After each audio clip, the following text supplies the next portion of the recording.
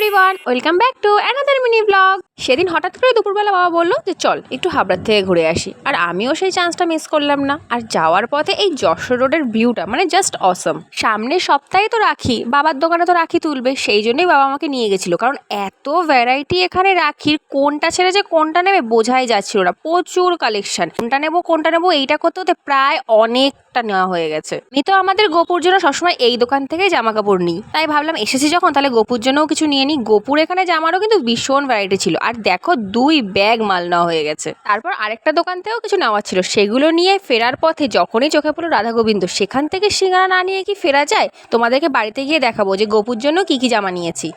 আমি সবসময় না এরকম 6টা সেট একবারে নিয়ে আসি, আর কালার কম্বিনেশনগুলো দেখো কি দারুণ না। সামনেই তো ইন্ডিপেন্ডেন্স ডে, তাই এই দুটো নিয়েছিলাম। আর তারপরেই বসেছিলাম একটা অসাধ্য সাধন করতে। জানি না কতটা কি পারবো, যদি ভালো হয় তোমাদের সাথে অবশ্যই শেয়ার করবো। আজ তবে টাটা।